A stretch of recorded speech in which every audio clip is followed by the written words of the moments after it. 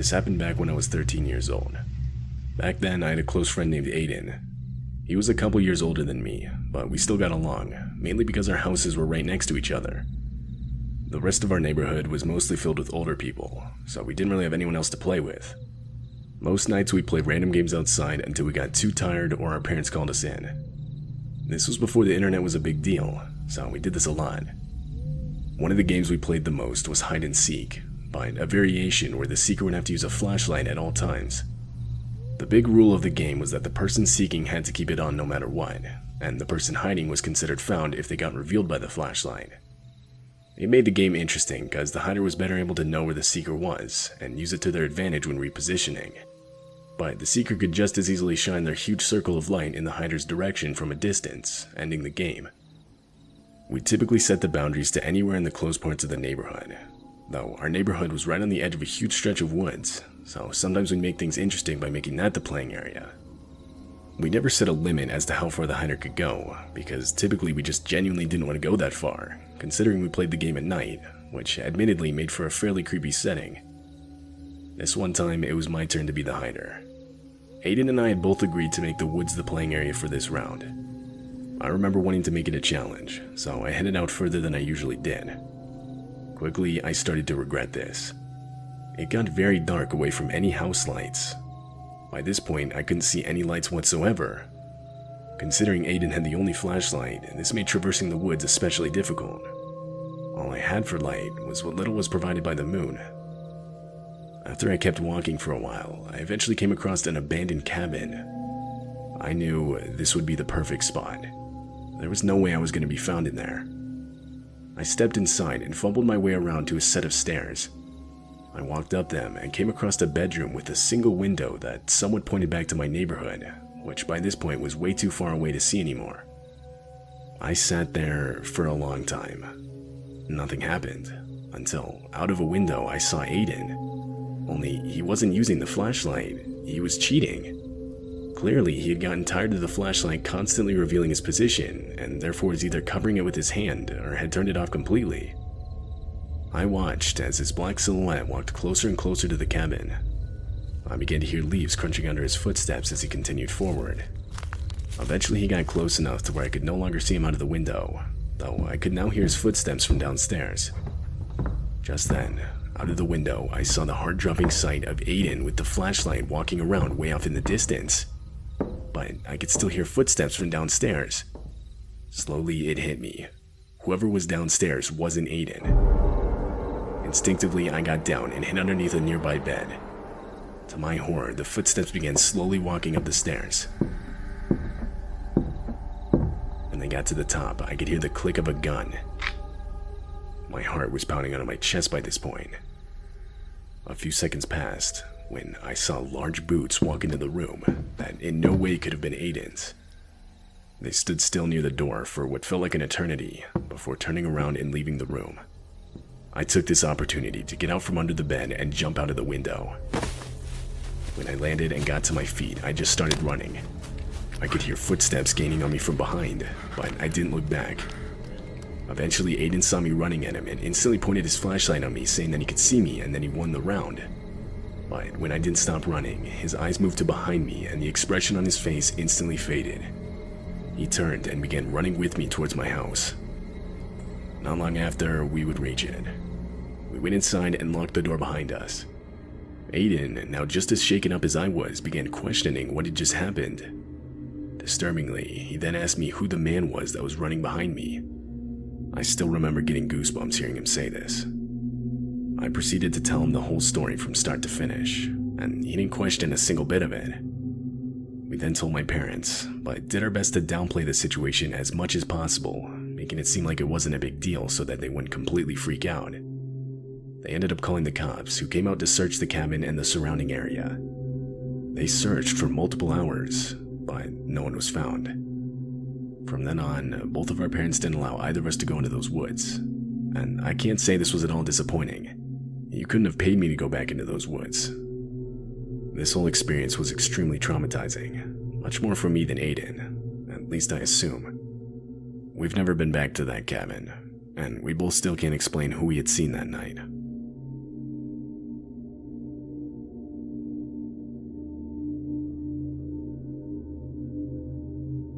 A few months ago was me and my wife's second anniversary. We both agreed to take some time off of work to do something special.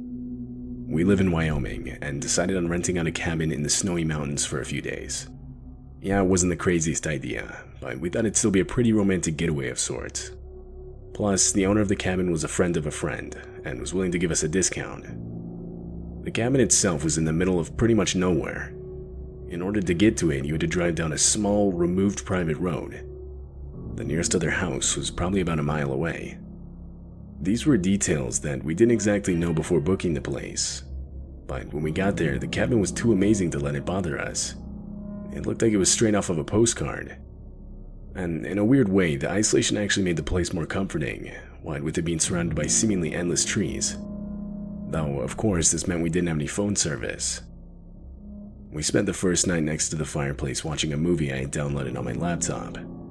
When it got a little later, we both decided to end off the night by going hot tubbing, as on the back porch there was a fully operational hot tub that we couldn't help but put to use. That's when I realized that I'd left my swim trunks in the back of the car parked out front. Now, something that needs to be mentioned is it had been snowing all day. Quite a bit had piled up on the ground by this point.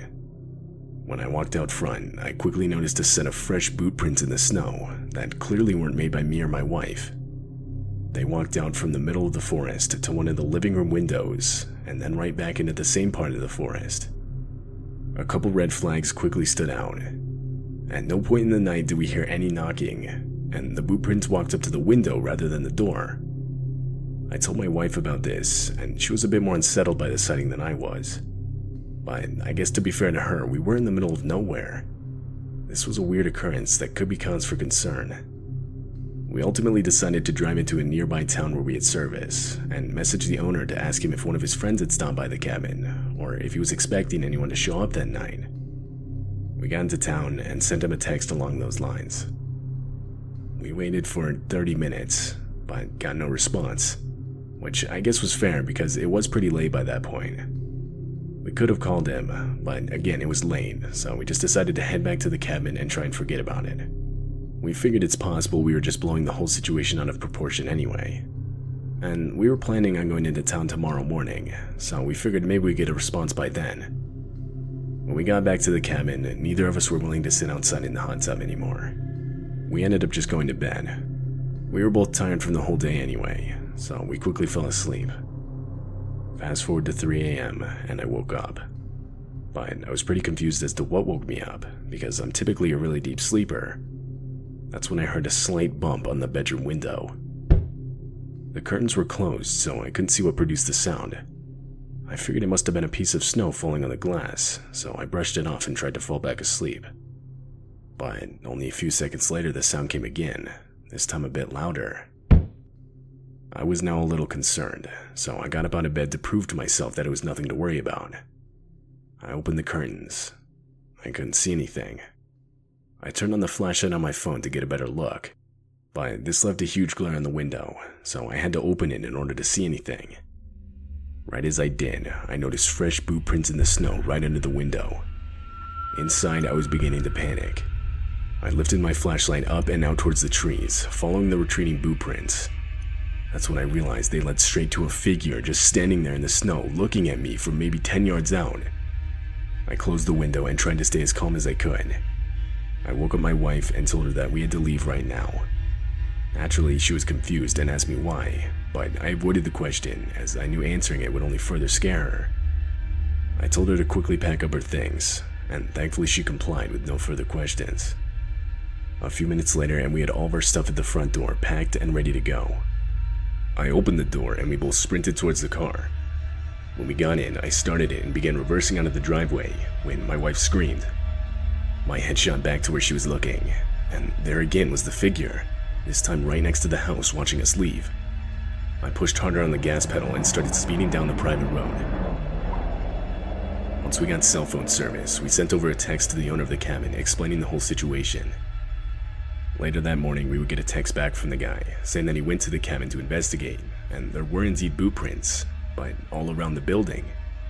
He explained how the boot prints had stopped at every window. We didn't really know what to make of this information. Like, it was definitely terrifying, don't get me wrong, but the whole situation was basically out of our hands now. We obviously cut our whole trip short. We ended up spending the rest of our days off of work at home.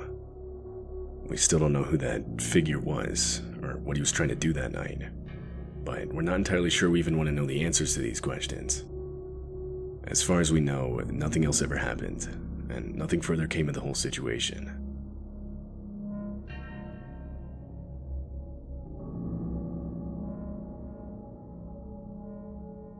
There's one night in my life that I'll never forget. I was about a week away from turning 18 years old. It was a warm, late summer night. If I had to give an estimate, it was probably around 2 a.m. I was with two other friends, who I'll just refer to as Jacob and Steven.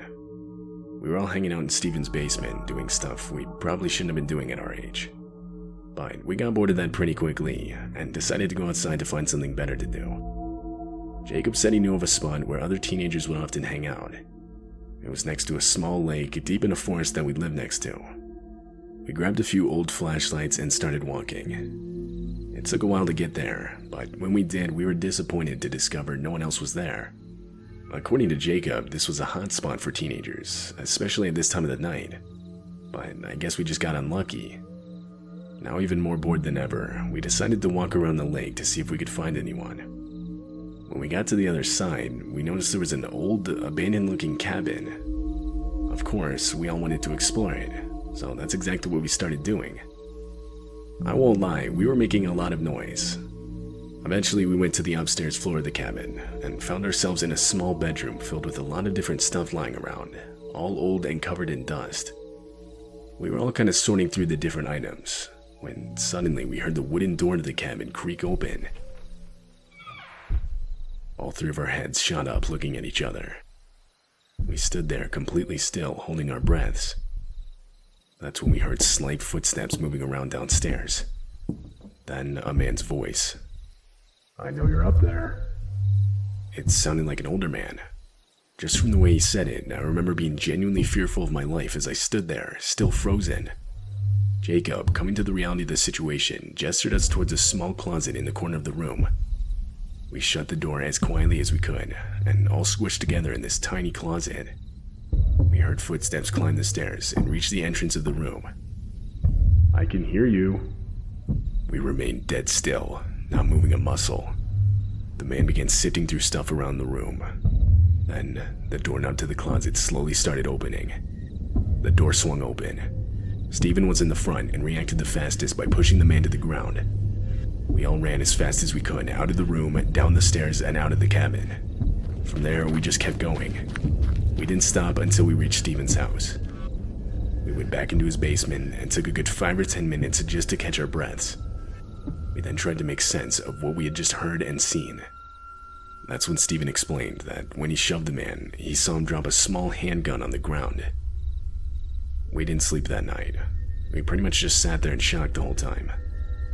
We concluded that there's no way that man lived there. The place was no doubt completely abandoned. I mean, if you saw it, you'd think the same thing. We don't know where he came from, and we don't know what he looked like, as none of us got a good enough look at him. The three of us are still good friends to this day, but ever since this experience, we've never been back to that area of the forest for obvious reasons. Even today, I still think about what would have happened if Steven didn't push the man to the ground when that closet door was opened.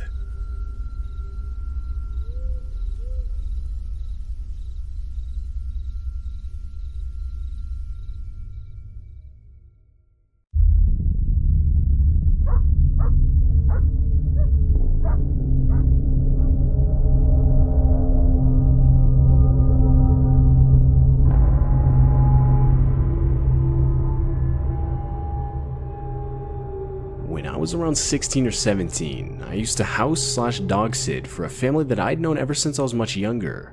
The family consisted of a couple, their 3-year-old kid, and their 2 German Shepherd dogs. They would go on vacation twice every year, and each time would ask me to watch both the dogs and the house itself. The house they owned was actually really nice. It was huge, so much so that it seemed like every time I would house sit for them, I would find another section to the house I had never even known existed.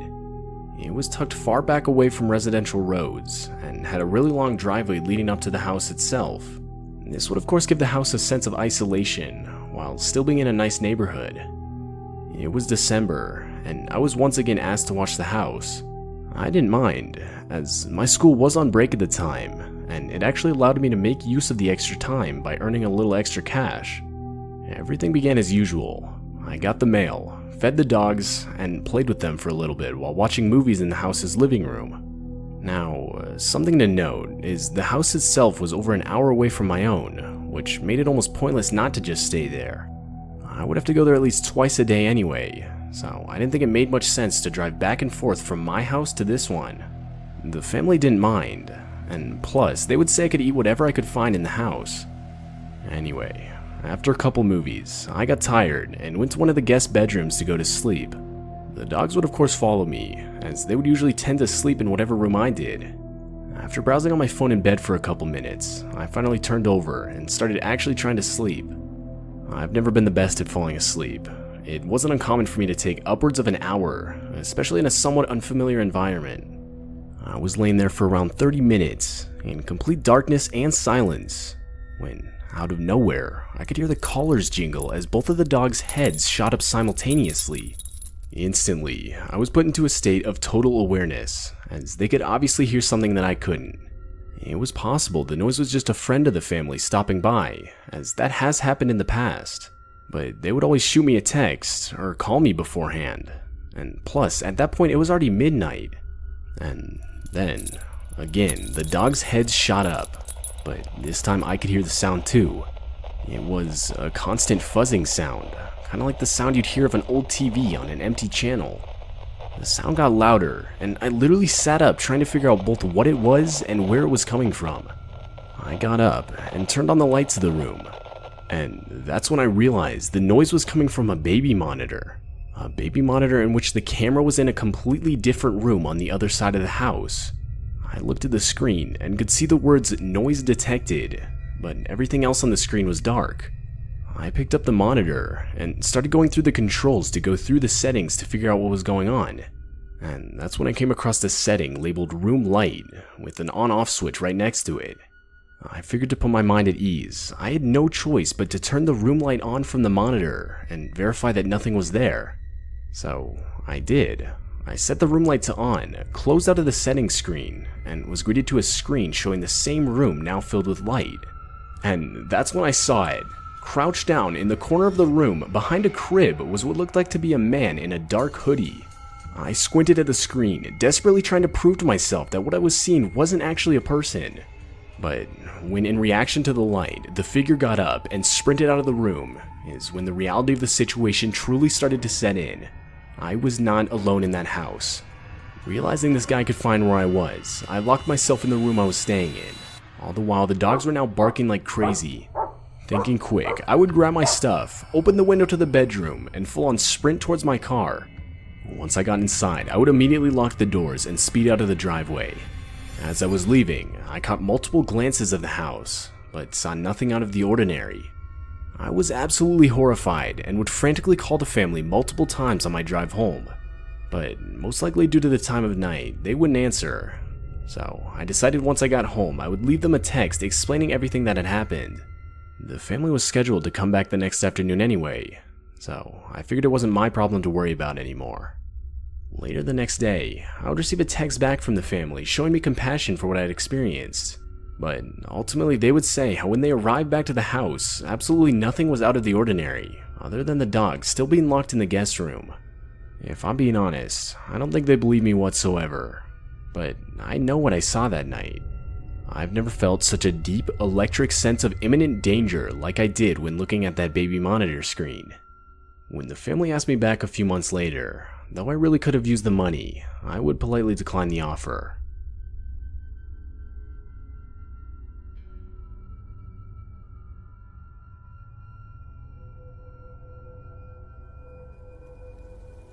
I'm 21, and was recently asked by my uncle if I could watch his dog while he was out of town. My uncle lives in a remote town in Alaska, and has a Siberian Husky named Duke. Almost right away, I would send a text back to him saying, "Yeah, of course, man." Now, I've never watched his dog before, but I knew for a fact Duke was well trained, and basically all I would have to do is feed him and take him outside every once in a while. Plus, he lives in a cabin in the middle of the woods that, like I mentioned earlier, is really remote. I'm talking neighbors miles away kind of remote.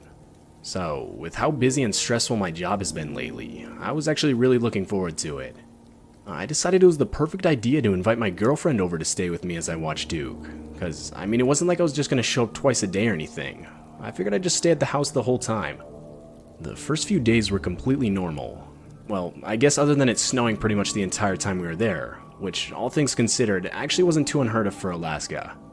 It was now the last night before my uncle would get back into town, and me and my girlfriend had the fireplace going while we were watching a movie with Duke in the cabin's living room. After the movie ended, I'd say it was around 1 a.m., and we both decided we should probably head to bed. As we were walking to the bedroom, I couldn't help but notice how much the wind and snowfall had picked up outside. But regardless, we were both tired and still each fell asleep within 5 minutes of laying down. I'm a heavy sleeper and was completely out of it for a good 2 hours when I was shaken awake by my girlfriend. The digital clock in the room read 3:20 a.m. and it was still pitch black outside. Now realizing I was awake, my girlfriend firmly said how she thought she heard something outside and that I should probably go take a look. Still half asleep at this point, I replied saying, Yeah, sure, I'll go look. As I got up, I caught a glimpse of Duke, who should have been sleeping at this time, but instead was cowering in the closet with his eyes wide open. Even though he's a big dog, he doesn't usually like to investigate or confront any noise he hears. So, I mean, the fact that he was awake in the first place made me a little uneasy. I put on some winter clothes and grabbed a hunting rifle and a flashlight before heading out. I stepped outside and turned on my flashlight, but right as I did, I could see boot prints in the snow. My heart sank to the pit of my stomach right as I saw them. I knew they weren't mine. It was impossible. I had literally just stepped outside. After standing there in utter disbelief for maybe a minute, I decided I should probably go follow them. I mean, you gotta remember, we're in the middle of a desolate, snowy forest, and obviously no normal person is gonna walk by this cabin at 3 in the morning. I figured my uncle would want me to find out who it was. And plus, if it was somebody with bad intentions, I'm a 6'5" dude armed with a rifle. What's the worst that could happen? And so I did. I followed the footsteps. I quickly realized that they had straight up come out of the forest, did a circle around the cabin, and went back in the same direction they had come from. I'd say it was maybe 3 minutes of following the footsteps into the forest, when, horrifyingly, a black smudge was revealed in the distance by my flashlight. I stopped in my tracks, trying to discern what I was actually looking at.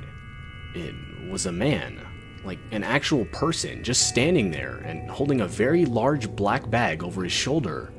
He had his back to me, so I couldn't see his face. The dude literally had no reaction to me pointing my flashlight at him. I tried to bring myself to yell out to him, but I couldn't do it. I mean, the whole situation was straight out of a nightmare. Adrenaline building up, I did the only thing I could. Turn around and sprint back to the cabin. The whole while, I swear, I could hear footsteps behind me, but I didn't look back. When I got to the cabin, I ran inside and slammed the door shut.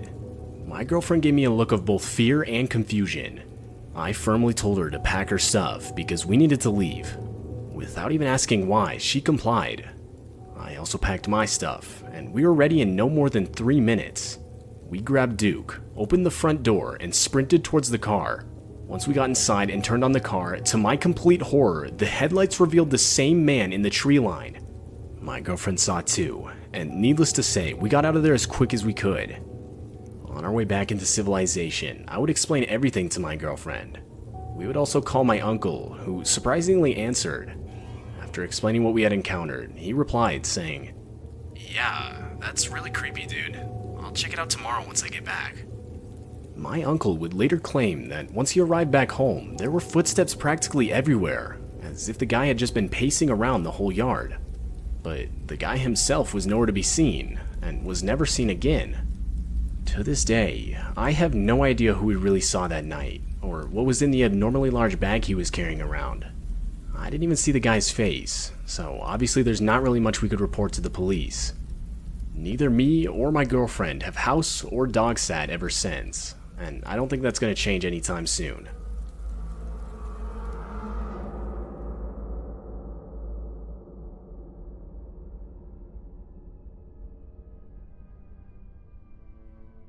When I was in middle school, my mom worked as a house cleaner, which, as the name implies, simply meant people would hire her to clean their houses for an actual decent amount of money. More often than not, the houses were both big and expensive, and a lot of the time, my mom would become good friends with the owners of the houses she cleaned. One of the homes was owned by an older couple who had no kids but had a huge house and a really nice pool that they always invited me and my siblings to come swim in. It basically became a routine. Every time my mom was asked to clean the house, us kids would ride along so we could go swimming. I remember one day, the owners were talking about a vacation they were planning on going on, and suggested one of us kids could stay at the house and watch their dogs while they were gone. And instantly, both me and my sister both volunteered without hesitation. The couple had an older golden retriever named Bandit, who was massive, but wasn't aggressive in any way. They also had recently rescued a husky mix named Cleo, who was quite the opposite. She would destroy their house when they left her inside, jump their short fence if they left her outside, and run away at any chance she got. So they would basically have me stay at their house for the weekend and keep the two dogs under control. My older sister would stay with me the first night, as it was a big house, and even with the dogs, it was kind of scary to stay there alone. It was maybe 10 p.m. I was watching some movie in the basement living room while my sister was working out on the treadmill in the next room over. Now, something that needs to be mentioned is that the house itself had multiple cameras set up on both the inside and the outside. And the workout room also doubled as a sort of camera room, where a screen featured a live feed of all the cameras. All of a sudden, I could hear the house alarm beep like it did whenever the front door was opened. At first I ignored it, as I thought it came from the TV. But minutes later, my sister would walk out of the workout room asking if I had left the front door open, as the cameras clearly showed it wide open. And that's when I started to panic, realizing that I had forgotten to lock the front door in the first place. I would frantically explain to my sister both the alarm I heard and how I'd forgotten to lock the front door. But she calmed me down, saying that if someone was in the house, the dogs would have been going crazy. The dogs were just laying there in the workout room, and we both agreed they would have at least gotten up to investigate if someone had come inside. We both closed and locked the door, and decided that at this point we should probably just go to bed. But before we did, we went around the house and made sure all the doors and windows were completely locked. We then locked ourselves in the guest bedroom with the dogs, and eventually fell asleep. A couple hours later, we both awoke to both dogs growling at the door of the room. Now, it was fairly normal for Cleo to bark and growl for no reason, but Bandit had never barked or shown any signs of aggressiveness at all, so immediately we knew something was wrong. We tried to think of any logical explanation as to what could have made them so aggressive. We guessed they could have heard an animal outside, but that hope was quickly shot down when again the dreadful sound of the door alarm beeping rang throughout the house. This time followed by a pair of footsteps upstairs. At that point, we both started crying in sheer terror. My sister frantically called our dad, who told us to hang up and call the police immediately while he made his way over. He would make the 15-minute drive in under 5 minutes, and as soon as he got there, we would open the bedroom door to meet him. And right as we did, the dogs took off running and barking all throughout the house. My dad took a quick look around the upstairs levels with his gun, but didn't see anything unusual. The police arrived a few minutes later, and after looking around, they confirmed that it seemed someone had been inside, but that whoever it was hadn't stolen or disturbed anything. My dad made us wait in the car while he and the police reviewed what the cameras had actually caught that night. After maybe 30 minutes, he came back, and I could tell his face was pale white. When I asked him what the cameras had captured, he wouldn't tell us anything. My mom never cleaned that house again, and both my parents told us we weren't allowed to go there anymore. To this day, I have no idea what those cameras caught that night, or what really went down. But honestly, based on my dad's reaction, a part of me doesn't ever want to know.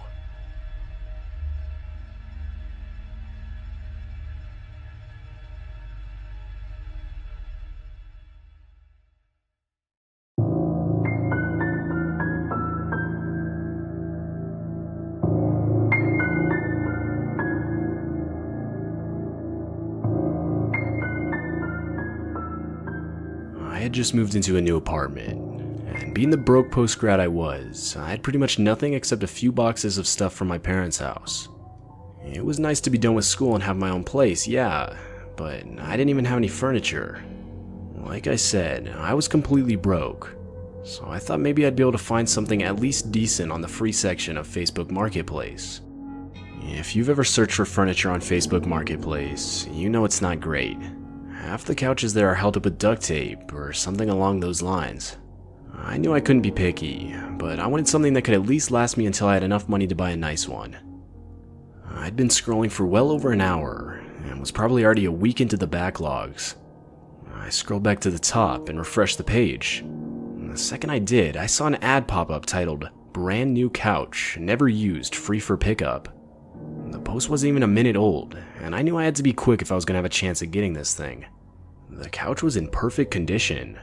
I quickly typed out a response to the seller, saying I'd be willing to take it off their hands.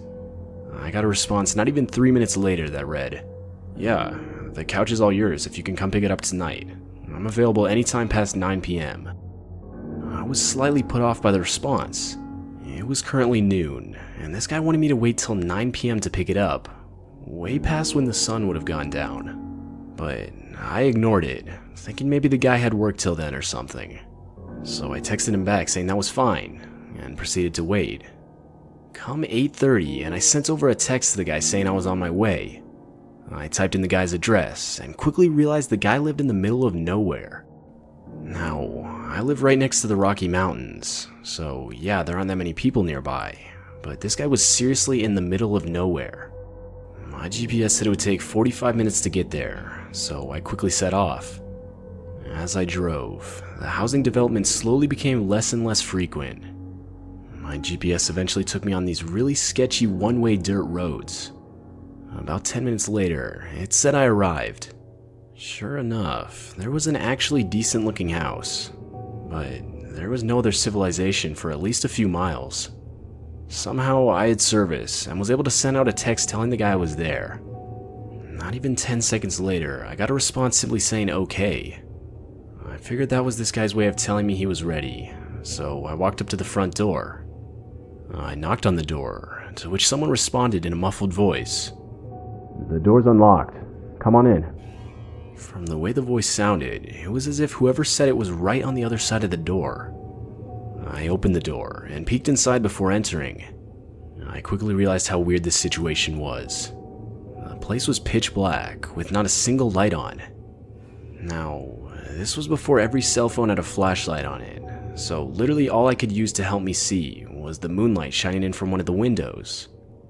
I yelled out a hello, to which I could hear someone responding from a door on my left that was open, and I could tell it led to a basement. The voice said, "Come on down here. I got the couch ready to be moved." At this point I was completely on edge. I replied saying, No, that's okay. I gotta go." I turned around, swung open the front door, and started running back to my car. I unlocked it, got in, and proceeded to relock the doors. I gave one last glance at the house before leaving. No one had chased me, though through one of the windows I could see the dark outlines of 4 different men just looking out at my car. I booked it out of there at that point, and drove straight back to my apartment. When I got back, I checked my phone to see I had 3 new messages from the guy's number. The first one asked why I left, followed by one asking if I still wanted the couch. But the third one is what disturbs me most. It simply read, "You're lucky." This is by far the most disturbing experience of my life, and has caused me to never use Facebook Marketplace or anything similar again. To this day, I'm convinced those guys in that house that night never had the intention to sell me a couch.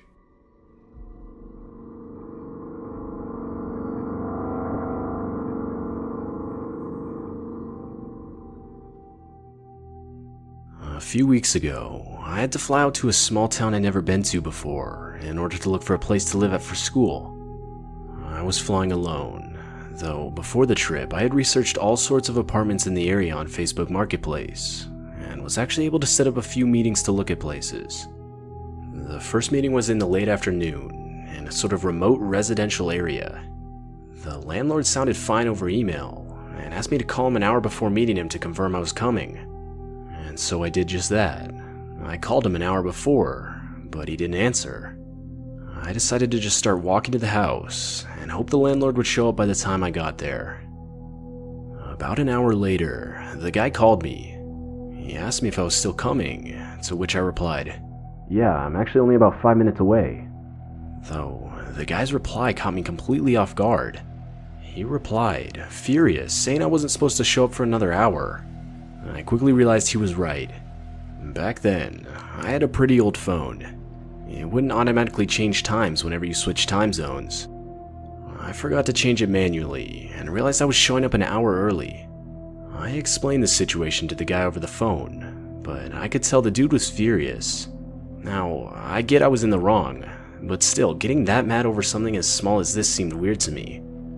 I explained to the guy I'd be willing to just stay outside of the house till the agreed upon time, to which he quickly replied saying no, almost pleading with me. At this point, alarms were going off in my head, but I ignored them as I really needed a place to live. I decided I'd just go get some food at a nearby place to pass the time, until I needed to be at the house for the tour. Once the time came for the tour, I showed up to meet the guy. The guy looked to be in his 50s, and if I'm being honest, he looked disgusting. Some of his clothes were half torn, and it didn't even look like he'd showered for weeks. I didn't feel comfortable, and found myself just wanting to leave. Though, like I said, I really needed to find somewhere to live, and there weren't that many choices in terms of real estate at that point, so I decided to stay. As I was discussing the details about the house with the guy, I couldn't help but notice a man leave the house from a back exit. This man was young and extremely sketchy looking, even more so than the guy I was talking to. He took one look at us, ran out of the house to his car, and pulled away. At this point, I was full on disturbed. I asked the guy who that was, to which he replied it was another person he was giving a tour to earlier. The guy then proceeded to ask me a lot of questions. They weren't normal questions a landlord would ask, but rather more personal questions like how old I was, or what I was going to school for, the whole time staring into my eyes without blinking. I tried to give answers that were as vague as possible. Finally, we entered the house. Now, from the outside, the house actually looked decent, but upon entering, you could tell the place wasn't taken good care of. I followed the guy as we walked around the house looking at all the rooms. Every time I would ask about the condition of the house, the guy would avoid the question, simply saying it was unfinished. After we finished looking at all the rooms, the guy mentioned he wanted to show me a shed in the backyard of the house. Before I could say anything, the guy told me to follow him as he led me to the back of the house outside away from the street, to this sort of detached shed. When we got there, he opened the door and I quickly noticed that there were stairs leading down into utter darkness. He flipped on a switch at the top of the stairs, but no light came on. Normally, the response for this would be surprise, or something like that, but he didn't say anything, and just started slowly walking down into the utter darkness, as if he expected no light to come on. The guy was now just standing there at the bottom of the stairs, in the dark, and said, "Aren't you coming down?" I said nothing, still in shock that the landlord wanted me to follow him down into this dark basement cut off from the rest of the house. For whatever reason, I glanced back at the house and saw another guy in the backyard doorway. I panicked and ran into the woods. I didn't look back, and honestly I didn't want to. I don't know if they followed me, but after about a half mile of running, I turned around to find no one. I quickly realized the situation I was in. I was in the middle of the forest at sunset, with people possibly chasing me, though luckily my phone had service, and I was able to find my way back to the hotel I was staying at with no other problems. As soon as I got back, I googled the house and did some more research on it. Apparently, the house had been abandoned for 3 years. I checked the status of the original Facebook Marketplace posts I'd responded to, but of course, it was deleted.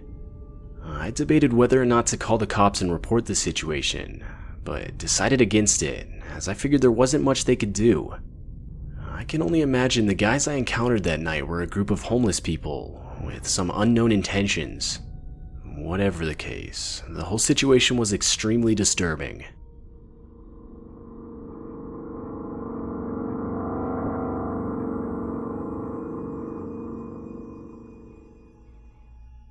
My wife and I were looking for a used car on Facebook Marketplace, and actually found one we were really interested in. It was honestly a really good deal, and as soon as we saw it, we texted the seller saying we were interested. The seller seemed perfectly normal over text, and we agreed to meet in a public mall parking lot. He said he wouldn't be available until he got off work at 5, so we agreed to do the transaction at 5:30. Come 5:30, and we arrive at the mall telling the seller what car we were in, just to get a text saying he was running late. We weren't in any hurry, and we figured he'd only be like 30 minutes or so. We both agreed it'd be a good idea to go into the mall and get some food at the food court while we waited. A good 2 hours went by, both of us pretty impatient at this point. And that's when we got a text saying the guy would be at the mall soon. This was in late fall, so it was already getting dark, and we were starting to worry that the mall wouldn't be as busy soon. A little bit later, the guy texted us saying we should meet him at another location, about 30 minutes away in a rougher area of the city. I looked up the address, and found it was a gas station right off the interstate. What caught my eye was the hours. It wasn't one of those 24-hour gas stations, and they were actually already closed. My wife mentioned how many red flags the whole situation was giving off, but honestly, all I was thinking about was the car and how good of a deal we had found, so we ignored them. We sent over a text saying we'd be there in 30 minutes, and pulled out of the mall parking lot, making our way to the gas station. When we got there, we pulled into the parking lot, and quickly realized how dead the whole area was. There were only like a few vehicles parked. After about a minute, my wife pointed out the car, and sure enough there it was. But it looked to be in way worse condition than the original pictures on Facebook Marketplace. The car was in a pretty dark spot in the parking lot, way in the back. I started pulling up to it when I stopped. My wife looked at me confused, but I swear, I could see something. I got out of the car, and that's when my suspicion was confirmed. There was a spike strip right in the middle of the road, exactly where I would need to go to pull up next to the car. At that point, I knew something wasn't right. I got back in the car, backed up, and left the way I came. Once I got back home, I reported the whole situation to the cops, though I never even saw anyone. The only evidence I could give was the ad itself. I never knew what came of the whole situation, but the ad was taken down a few days later. I never heard back from the cops, so if they caught anyone or not, I don't know. Either way, this situation has caused me to be a lot more cautious when using services like Facebook Marketplace.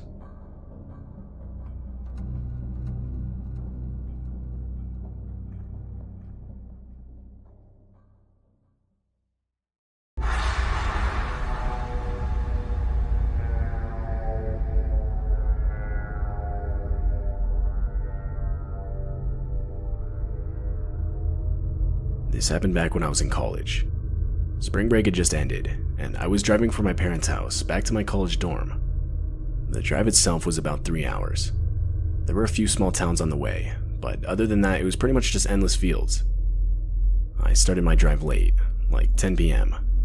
I was still making my way out of the town my parents lived in, when I saw a hitchhiker walking on the side of the road. He was a tall, skinnier guy carrying a duffel bag. As I got closer, he stuck out his thumb. I honestly felt really bad for the guy, and seeing as he was walking in the same direction I was going, I rolled down my window and asked if he wanted a ride. He named a nearby town and asked if I was going in that direction. I was, and so I told him yes and unlocked the door. He got in the front seat, and I realized right away that he was a lot older than I thought, like at least in his 40s. He kept to himself for a good part of the ride, which I actually didn't mind. I had the radio on, so it wasn't just awkward silence or anything. It wasn't until around 30 minutes into the drive with the guy did I start to think I made a mistake. The guy started clutching his stomach while groaning and complaining that he didn't feel well.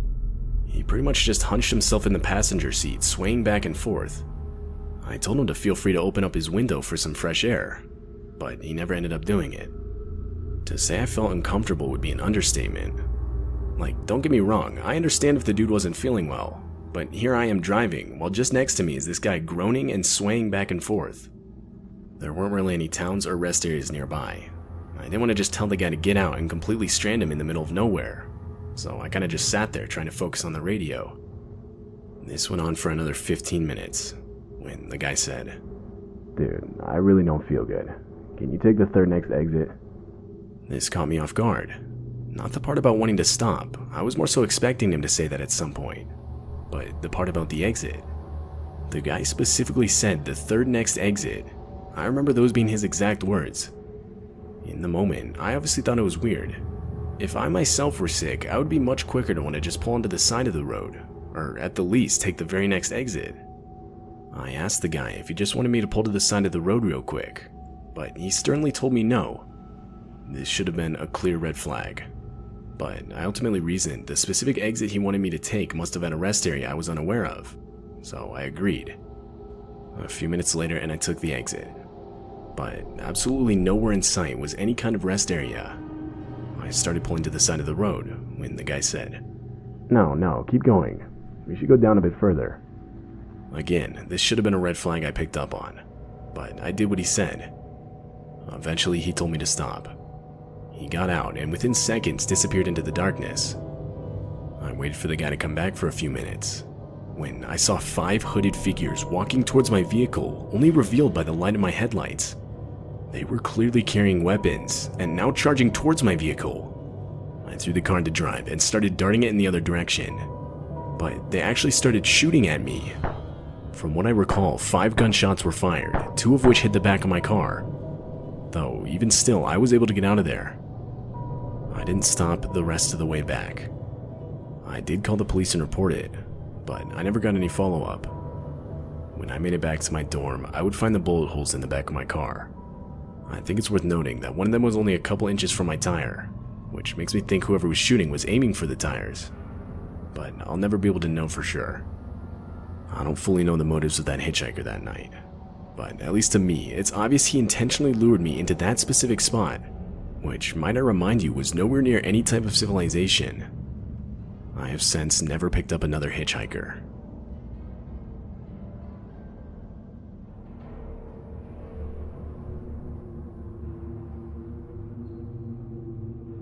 This happened multiple years back, when I was around the age of 11. I was an only child, and back then my family only had one car, which my dad would usually take to work each weekday. This meant anytime my mom had to go somewhere while he was at work, she would either have to walk or hitchhike. Now, it should be mentioned that back then hitchhiking was a lot more socially acceptable. Plus, at the time, we lived in a decently small town, where for the most part everyone knew everyone. From what I can recall, this took place on a Thursday. My dad had dropped off my mom and I at the grocery store on his way to work. This of course meant we would have to find a ride back home, though we'd done this many times before and never had any issues. Only a couple minutes into our walk back home, a driver pulled up next to us willing to give us a ride. It was some guy in a white pickup truck who we'd never seen before. He told us to get in the back, and we did. My mom started giving him directions to our home from the highway, but it honestly looked like the guy was just ignoring her. And when we came to our exit, this was confirmed, as he straight up drove right past it. The guy then went on to explain how he had to make a quick detour first. This was extremely unnerving, but after a while we came up to a farm. The driver took out the keys, told us to wait in the car, and disappeared. My mom clearly didn't know what to do. I mean, we couldn't just leave. We were in an unfamiliar area in the middle of nowhere. A few minutes later and the driver came back, but now with the second guy. The guy looks at us and starts flipping out, screaming at the driver. Now, I'm not sure if this is exactly what was said, but this is what I can remember. The guy screams at the driver that he shouldn't have brought someone with a child, and that there's no way anything can happen now. From what I recall, more things along those lines were said, but like I just mentioned, I can't remember exactly. The driver then got back in the truck and apologized to us. My mom would sternly tell the man to take us back to where he had picked us up. She technically hadn't given him our address yet, and for obvious reasons now did not want that information known. The drive back was done in complete silence. Looking back, my mom and I can both agree that the purpose for that stop was not as innocent as a simple detour. We honestly see ourselves as lucky for making it out of that situation. We lived in that town for 5 years after that, and never once saw those two guys again.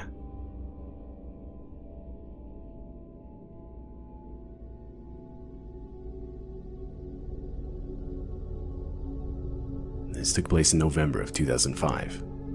Each year my job would give us 10 vacation days, and seeing as I hadn't yet used any this year, I decided to take a week off to visit different states around the US. To get around, for the most part, I would actually hitchhike, which is something I've done multiple times in the past. Despite all the horrible recognition it gets nowadays, I actually really enjoy doing it. I've met a lot of people through hitchhiking that I still call friends to this day. Anyway, it was around 2 p.m. I was walking down the road, giving the usual thumbs up signal hitchhikers typically give. It had been a while since my last ride, and I'll be the first to admit I was getting a little desperate. Eventually, a red pickup truck pulls up next to me. Inside were 2 men. My best guess is they were in their 40s. One of them asked me where I was going, to which I responded. They both looked at each other for a second, then back at me and signaled me to get in. They seemed normal enough, and so I tossed my bag in the back, got in, and shut the door. But I quickly realized the whole floor of the vehicle was completely covered in different types of bullets. Before I had time to even rethink my decision, we were already going 60 down the highway. I tried to engage in some small talk to ease the tension, and it actually sort of worked. But somehow the topic landed on how one of the guys had just gotten out of prison for aggravated assault.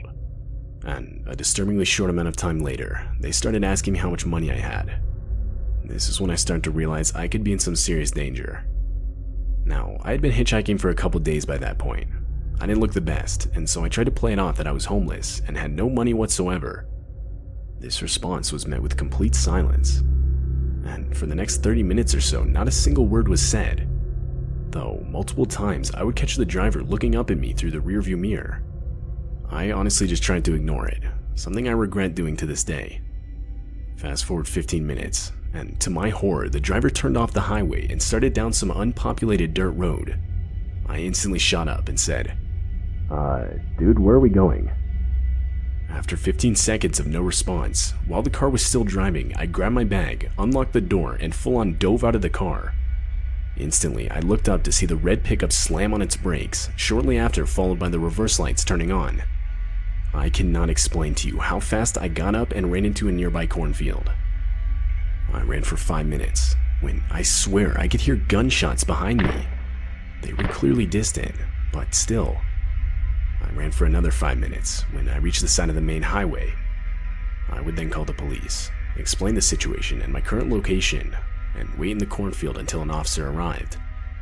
I would then be driven to the nearest police station, where I would file a police report.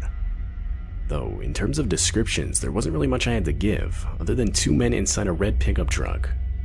I hadn't gotten the license plate number, and I didn't even really see the full faces of the guys, or even remember them. The whole situation was no doubt the scariest thing I've ever experienced. I don't completely know what those guys had planned, but I truly believe I could have lost my life that day. While I still hitchhike occasionally, I am now far more cautious in the cars I get into.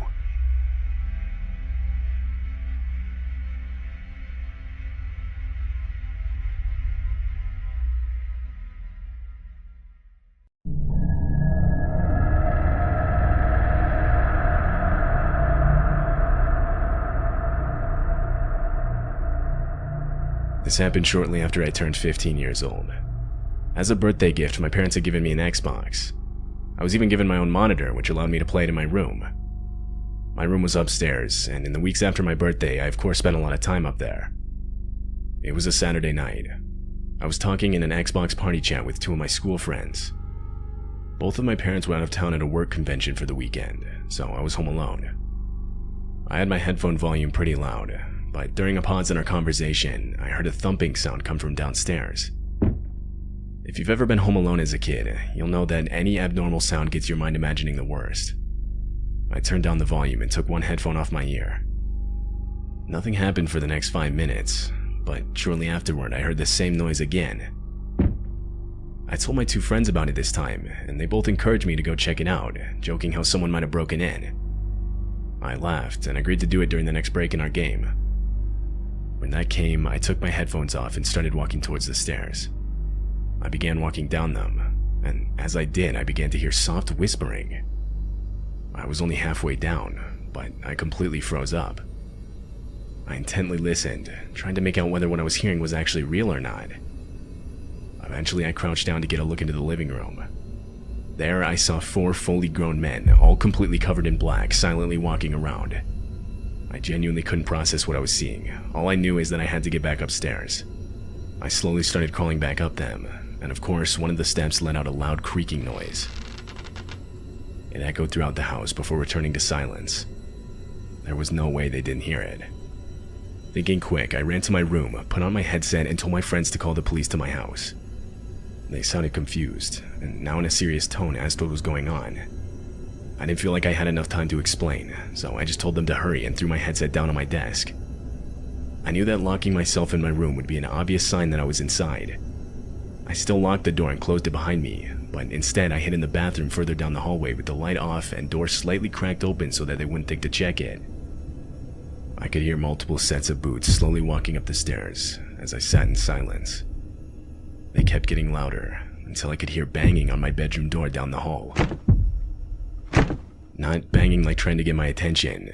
Whoever was doing it was clearly trying to break down the door. Voices started yelling out, saying things like how I needed to open the door if I didn't want anything bad to happen to me. I was absolutely horrified. I got up and started desperately opening the bathroom window. I guess I'd made too much noise, because a set of boots started heading down the hall. Just as the bathroom door fully opened, I managed to dive out of the window head first. I landed badly on my neck, but still managed to look back up at the bathroom window. A silhouette stood motionless looking back at me. That's when the backyard door slid open and 3 men came running out towards me. I tried getting up to run, but I couldn't in time. All 3 of them started grabbing me and pulling me back towards the house. But this would be interrupted by the distant sound of police sirens. The 3 of them stopped. They looked up at each other. They then sprinted to the backyard fence, climbed it, and I never saw them again. A few moments later, and the police showed up in the backyard. I told them which way the men had gone, to which a couple of them started off in that direction, while another stayed with me. The only man that was caught that night was the one inside the house. The other 3 that ran were never found. As police were asking me questions, my 2 friends who I was playing Xbox with pulled into the driveway on their bikes. Even to this day, I still routinely thank them for calling the cops, as it likely saved my life. Found left behind in the house were 4 different knives and a couple fully loaded pistols.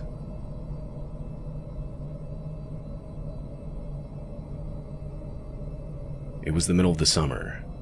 I was 10 years old and my younger brother was 7. We were outside playing various games with other kids in our neighborhood, but we finally headed home when the sun went down. Now, maybe once a week our parents would go out to a different restaurant around town, leaving my brother and I home alone. Most of the time they'd tell us before they went out, but if we were outside playing, sometimes they'd just leave us to our game. When we got back home, no one was there, so we assumed this was the case. Confirming this was a note left on the kitchen counter. My brother and I both went to the living room to watch TV, something we usually did before bed. After half an hour, it had gotten completely dark outside. Just then, I heard the doorbell ring, followed by knocking. At first, I thought it was our parents getting back, but it definitely wasn't normal for them to use the front door, much less not have a key for it. The chances of the garage door opener they had not working and them forgetting a key were extremely low. Although I realized it was still possible, so I left the living room and went up to the front door to see who it was. As I approached the door, I heard a man's voice yell out that he was selling Girl Scout cookies. I was extremely confused considering the time of day. I look through the peephole and see a grown man, completely alone, no cookies in hand, and not with his daughter as I was expecting. The man yelled out once more, before moving his hand to the door handle. My heart dropped, realizing that we had forgot to lock the door when coming in for the night. The door handle slowly started turning, to which I quickly engaged the deadlock. A clicking sound echoed out. It was too loud. Clearly the man had heard it and now knew someone was inside. I waited a minute, before once again looking through the peephole. The man was now looking through our living room window, directly at my younger brother who was completely unaware to what was going on. What's more is, from where he now stood, I could make out a gun holstered on the left side of his waist. I ran back to the living room and closed the blinds. I told my brother we should get some ice cream downstairs in the basement. I needed to get him away from any windows, but I knew that if he knew what was going on, he would freak out. He agreed and we went downstairs. I silently locked the basement door behind us. We ate our ice cream, and eventually I could hear the hum of the garage door opening from upstairs, signifying that my parents were back home. Later, when my brother wasn't around, I told them what had happened. They were horrified and understandably called the police. Police inspected the place, and one of the first things they noticed was how the front door's lock had clearly been tampered with, basically confirming the man had ill intent and was trying to break in. What he'd planned to do when he got inside, though, I can't say for sure, and neither can police. The man was never identified. To this day, my younger brother doesn't even know this whole event took place.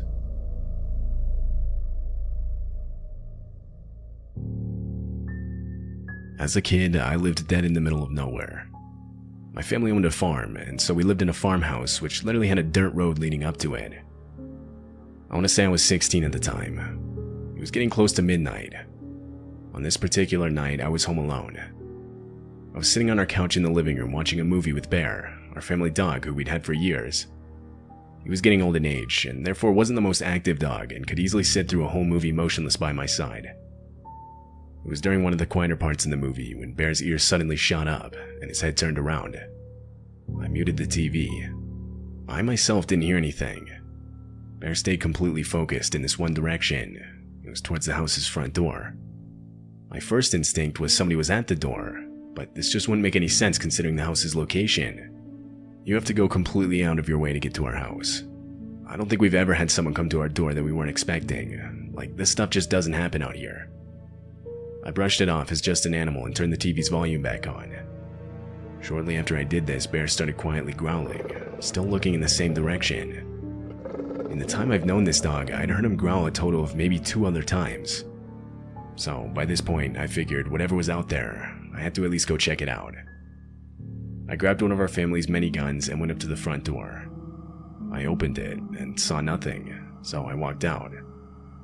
I got maybe 30 yards from the front porch and looked out into the night.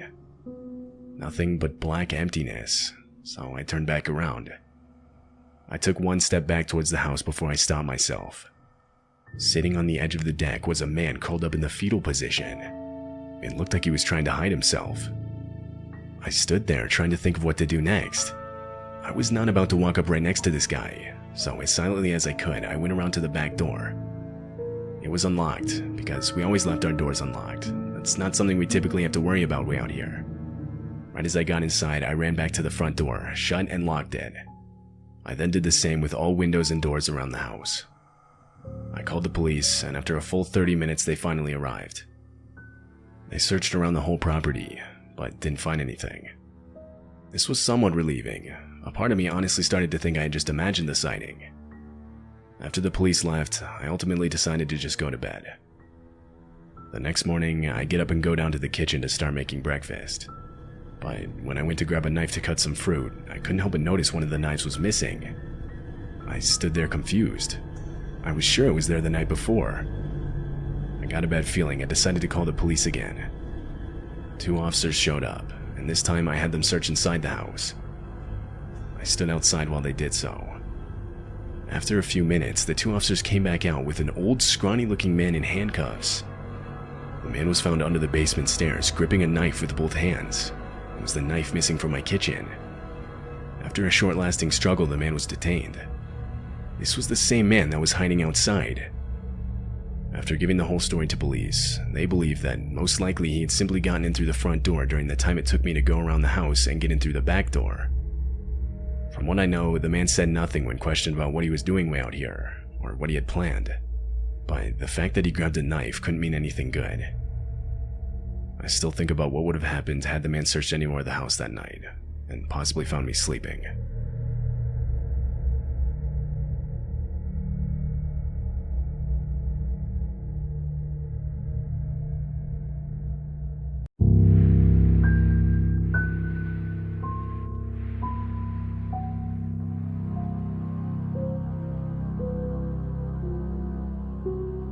I used to work as a janitor for my local shopping mall. The job itself was pretty straightforward. Empty the trash, clean the floors and windows, clean the bathrooms, etc.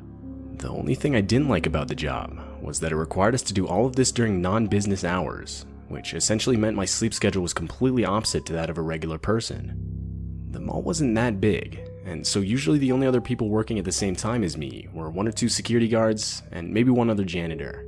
But the night this whole story takes place, I was the only janitor scheduled. As far as I can remember, there was supposed to be 1 security guard scheduled, though I hadn't seen him yet, and it was already 3 a.m. and halfway through my shift, so I honestly don't even know if he was there or not. It wasn't completely unheard of for me to not run into the security guard for a while, but this guy specifically was notorious for not showing up to a lot of his shifts, so there was actually a decent chance I was working completely alone that night. I was doing the regular, cleaning the floors while I slowly made my way towards the back of the mall. Something I should mention is I would always work with my headphones on. Now, I get it, probably not the best idea, as it made it almost impossible to hear anything around me, but frankly 18-year-old me couldn't have cared less. Or, that was at least until I noticed something. One of those gates used to close up stores in malls wasn't closed all the way. It was like only halfway closed. I instantly took off my headphones and narrowed it down to two possibilities. Either one of the store's employees didn't properly close it for the night, or someone broke in after it had already been closed. Now, this took place in a pretty small town, where at least for the most part everyone knew everyone. The crime rate here is low to say the least, and so stupidly, I just instantly assumed it wasn't closed properly by an employee. Even though I was only a janitor, I did have access to a spare set of keys for all the stores, so I figured I'd just lock it up myself. And so I did. But as I was doing so, I swear I could hear some sort of rustling sound coming from further in the store. It sounded like clothes being moved and rubbing together. If I'm being completely honest, this shook me up pretty bad. I could feel my heart start to race as I was coming to the realization that there might actually be someone in there. But ultimately, I figured my mind had to have been playing tricks on me. I felt this sort of urge to go inside to confirm this. I can't really explain it, but I guess it kind of felt like the only way to put my mind at ease was for me to see for myself that it was nothing. So, I turned on my flashlight that I always carry around while I'm working, and walked inside. It was deathly quiet in there, but I started slowly looking around with my flashlight. The store wasn't that big, and so this only went on for a couple minutes, when pretty much everything had been searched except the very back of the store. I started walking over there, when just to the left of me, I could hear what sounded like breathing. I almost instantly pointed my flashlight to my left, and to my absolute horror, this revealed a man in one of those purge masks you'd see in the movies. It was clear the guy was trying to hide in a clothes rack. I also quickly noticed the guy was carrying a knife, not like a small pocket knife, but rather a large hunting knife. I'm not gonna lie, I was so scared I froze. Before any words could be said, the guy lifted his finger up to his mouth, as a way to signal me to be quiet. At that point, I figured I'd seen enough. I turned around and ran faster than I've ever run outside the mall and into my car in the parking lot. Before I could even catch my breath, I floored it out of there while dialing 911. I wanted to call the security guard that was supposedly inside the mall to at least warn him, but for one, I didn't know his phone number, and two, like I said earlier, I didn't even know if he showed up for work that night. But I did leave a voicemail for my boss, and obviously called the police explaining everything that had just happened. I gave the best description of the guy that I could, but like I mentioned earlier, he had been wearing a mask, so there wasn't really much I could say. The next day when I showed up to work, that store specifically was completely roped off. It turns out it was robbed, and had been before the police were able to get there. A part of me feels bad for not doing anything, but I mean the guy had a knife. I think I'm justified in saying I'm not going to risk my life for the safety of some items in a store. As far as I know, the security guard that was supposed to work that night got fired. As for me, I worked that job for another 2 years after that. Ever since the robbery happened, the mall would always have at least 3 or 4 security guards present at night. I like to think this helped me in not experiencing any more terrifying things in that job again. But this will forever go down as one of the most terrifying things I've ever had to experience.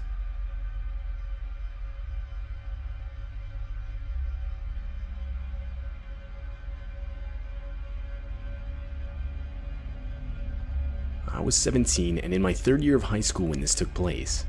The high school I went to had always been small, though for whatever reason this year in particular had a record high number of total students. And obviously with more students, this required more employees for the school, which included school janitors. In my opinion, it always felt like the school needed more janitors, and so it was actually kind of nice to see the school finally doing something about it. Though, needless to say, the process was slow. I mean, by this point it was already 2 weeks till winter break, and the school was still scrambling to find more janitors to hire. They had hired a few, but still clearly not enough to account for the total amount of students. Anyway, with winter break just around the corner, a lot of my classes had big project deadlines coming up. And so on Wednesday, me and my 3 friends decided to stay behind after school to complete a group project that we had honestly barely even started on yet. We worked in the classroom for our English class, as our English teacher, Mr. Simmons, was actually really nice, and we knew he wouldn't care if we stayed late in his classroom to complete our project. After maybe a couple hours of work, he would finally leave for the night. He left the classroom unlocked and simply told us that when we were done, we would have to get a janitor to lock it for us. We worked for another couple hours, and that's around the time we were actually starting to finish the project. I opted to go find a janitor to lock the classroom for us, as I figured the quicker we could find one, the quicker we could go home. As I was walking down the halls alone, I couldn't help but get this incredibly eerie feeling. Being that it was winter, even though it was only around 7 p.m., there was absolutely no daylight coming in from the windows. It also didn't help that half the school's lights were already turned off by now, and that along with the fact that the school was practically empty of people, made for a really disturbing setting. I looked for a janitor for a good 10 minutes, but couldn't find anyone. It was like there was no one else on the ground floor except me and my 3 friends. As far as I knew, this wasn't normal at all. I was sure there were always at least a few janitors working during non-school hours. But that's when I walked past the stairs leading down to the basement of the school. From what I could see, there were even less lights on down there than where I was. I stood at the top of the stairs for a good couple minutes debating if I really wanted to go down there or not. But that's when I heard what sounded like a vacuum. I figured that had to be a janitor, and so I started to walk down the stairs. Now, our school was set up so that right when you go down to the basement, the classroom just to the right was the computer room. I looked inside, as that's where it sounded like the noise was coming from. But that's when I realized it wasn't a vacuum, rather one of the computers was being powered on. And standing right next to it was a dark figure with his back to me, only illuminated by the dim light of the computer. Even in the darkness, I could tell the guy was wearing one of our school's janitor uniforms. I had absolutely no idea why a janitor would be powering up a school computer, but I disregarded it and said, Hey man, is there a chance you could lock up a classroom for me? The guy stood up from his hunched position and turned around to look at me, but he didn't respond. He was just standing there. Hello? A few more seconds of silence, when out of nowhere, the guy started full-on sprinting in my direction. The guy ran so fast, I barely had time to register what was going on. I, of course, turned around and ran back up the stairs, just to look back and see the guy was nowhere to be found. I figured he just ran further down the basement hallway. But that's when I realized these stairs were the only way out of the basement. There weren't even windows down there. Whether that was an actual janitor or not, I didn't care. I called the police and reported the situation. I then called my friends, who came to stand at the top of the basement stairs with me and wait for the police to arrive. And when the police finally got there, we would lead them to the basement, where we would be told to wait upstairs while they searched it. 20 minutes later, the police would come back up the stairs, now with a man in at least his early 60s in a janitor's uniform and in handcuffs. I instantly recognized him as the same man I had seen in the computer room. It later turned out that the man had been living in one of the school's basement supply closets for the better part of a week, which is where he had gotten the janitor's uniform in the first place. Left behind in the closet was a makeshift mattress, many empty food and drink containers, and most disturbingly, multiple Polaroid pictures of the school itself, some even featuring unsuspecting kids in classrooms, or even just in the hallway during school hours. The guy was quite literally hiding in plain sight throughout the day, and was only getting away with it due to the vast amount of new janitors being hired, which allowed him to blend in with them. The man would of course be arrested, and this whole situation would actually cause the school to shut down for the rest of the week. The only thing still unclear, at least to me, are the guy's motives. Why he had all those Polaroid pictures of both the school and the students themselves, or even why he was in the computer room at night, still doesn't make any sense to me.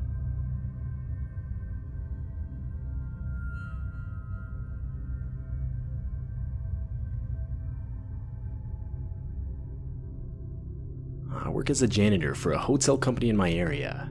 It's not really a housekeeper position, as I don't clean any rooms. Rather, I'm responsible for things like cleaning the pools, cleaning the floors of the lobby and hallways, refilling the vending machines, and various tasks like that. The company owns a few different hotels in the area, and since I work for the company itself, it's not uncommon for me to be constantly going back and forth between hotels during my shifts. The shifts themselves are always in the dead of the night, so as not to disturb guests. Typically, they'll be from 10 p.m. to 6 a.m. Anyway, this night I was doing the usual cleaning of the floors. I'd say I was around halfway through my shift, so it was like 2 a.m. at this point, when I look up and see some guy in his 40s down the hallway walking towards me. When he gets close enough, I take out my earbuds to see what he needs. And the guy explained to me that the remote to the TV in his room was completely broken. Now, like I mentioned earlier, I wasn't a housekeeper. I never went in the rooms, and technically my job didn't have any duties consisting of customer service whatsoever. I didn't really think I would have been of any help to the guy, but I figured I could at least try. I asked him how exactly it was broken, and he responded by saying that everything on the remote worked fine, just that he didn't understand how to operate the volume button. I found this kind of odd. I've seen what the remotes look like, and I can't imagine anyone not understanding how it worked. I mean, there was only a total of like 6 buttons. I tell the dude that if he grabs it from his room and brings it to me, I would gladly show him how it worked. But for whatever reason, that set him off. The guy starts complaining, saying how bad the customer service is, and how it would be so much easier if I just came to his room quick. And so eventually I give in. I asked him what his room number was, and it turns out he was only 1 floor above me. Plus, I figured it wouldn't take too long just to show someone how to change the volume on a remote. And so I told him after I finished cleaning the hallway I was working on, I would go up to his room. Around 5 minutes later, and I head up to his room to knock on his door.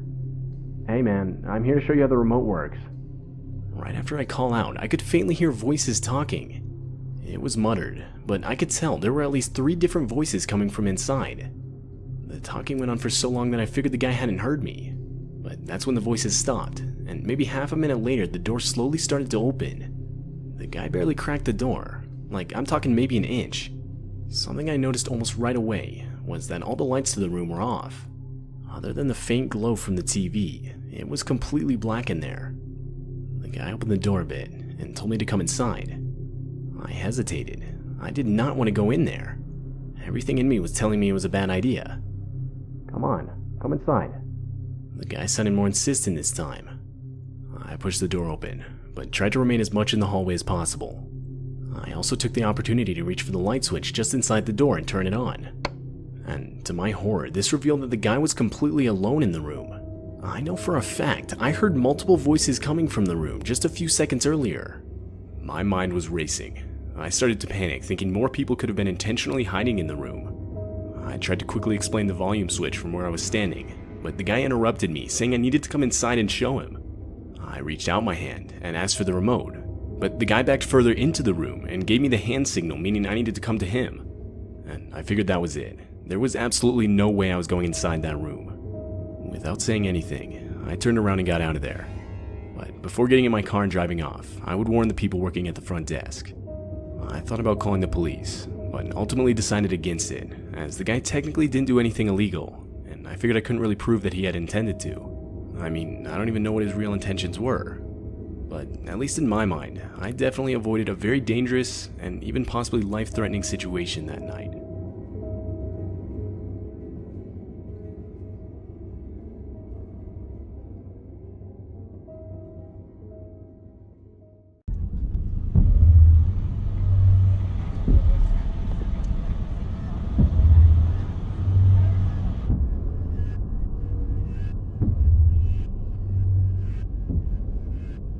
Throughout my time in middle school, I went on a lot of different field trips. My school kind of believed in the idea that field trips hold a lot of educational value, and that's something I would definitely agree with. We went to a lot of different places, but no matter what, at least once every year our class would go to the zoo. I was in 7th grade. It was near the end of the school year, and this is the day our school was scheduled to take that trip. Now, we didn't live near a big city, so we weren't able to go to some big city zoo. Rather, we went to this smaller, but still decently sized zoo surrounded by forest. It was actually really well known where we lived, so despite its location, it saw a decent amount of business. Nowadays, however, I think the place went out of business, but I could be wrong. Our class had about 40 people. We would all travel in one group and take a predetermined route. But what sucked is, because we had such a big group, we didn't move quick enough to be able to see the whole zoo. To get around this, my friend Carson and I would sneak away from the group and create our own route just for the two of us. Heads were counted at the start of the trip, at lunch, and at the end of the trip. So as long as we made sure to be with the group at those times, we knew no one would notice. Not even 10 minutes after our group set off, and we split away. We explored different parts of the zoo all the way up until lunch. When lunch came, we inserted ourselves back into the group like nothing even happened. It went so smooth, in fact, that we had planned to do the exact same thing after lunch. Even with our pace, there were a few enclosures we didn't get to see yet. One I really wanted to see was the bat enclosure. It was actually probably the enclosure the zoo was most known for. They had this whole cave entrance setup, man-made of course, and inside were the bats themselves. But it was cool because they had to reverse simulate night and day with the lights, so that way the bats would be awake when the zoo had visitors. This meant that during the day, besides a few dim black lights to let visitors see, it was completely dark. So, once lunch ended, we once again split from the group and this time headed to the bat enclosure. Like how I just described, it was dark. I could tell there were a few other people in there, but not too many. I was physically pointing something out to Carson when I felt someone grab my arm with a good amount of force. I looked over, and it was some guy in one of the zoo employee uniforms. He told me we weren't allowed to touch the glass, something I wasn't actually even doing, and said the two of us would have to follow him. We were of course a bit startled. We did not want to get in trouble with the zoo, because we knew that meant we would in turn get in trouble with our school. So, we followed him. He led us through a few dark passageways, until finally I could see the neon glow from an exit sign. He was taking us outside. He then opened a door, and all the light from outside seeped in. We continued to follow him. We went outside and the door closed behind us. That's when we realized that all that was out there was the forest and an old car parked against the building with nothing but its trunk open. We had no idea what we were doing out here. The guy then turned around and told us to get in. There was no need for him to specify. There was nothing else for us to get into other than the trunk of this vehicle. That's when we were starting to realize something was definitely wrong. We frantically turned around and tried the door, but it had locked itself when it closed. When we turned back around, we noticed the guy now had a knife and was pointing it in our direction. He started shifting it towards the trunk in such a way like he was telling us to hurry. Carson and I looked at each other, then back at the guy. I yelled out one word, "Run," and we did. We were able to just barely get past the guy. We then ran directly into the forest, where we knew he'd have a tough time chasing us. I don't know how long we ran, but it was long enough to lose the guy. I knew that if we turned right, we would eventually hit a fence to the zoo. So we did, and sure enough, we hit a fence. The two of us jumped it unnoticed, and we're now both back in the zoo. A few minutes later, we found our class and regrouped with them, completely out of breath. Once again, we went unnoticed. Carson and I agreed to keep quiet about the whole thing. It sounds selfish, but at the time, we knew if the school found out about what we went through, they would massively cut down on the amount of field trips offered. So, we went the rest of the day like nothing even happened. A few days later, I would get a text from Carson. It was a group photo our whole class had taken near the entrance of the zoo just before leaving. There was a text under it. It read, "Look in the top left corner." I frantically reopened the image. There, standing in the background near the top left corner, was the guy that had tried to kidnap us. Like, it wasn't even a question, that was clearly the same guy. His face wasn't even blurry, and he was looking directly at the camera as the picture was taken.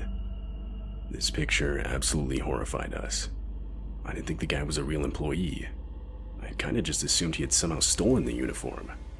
But seeing this picture made me think otherwise. At the end of the day, real employee or not, I just hope this guy never got a chance to try and kidnap any other unsuspecting kids.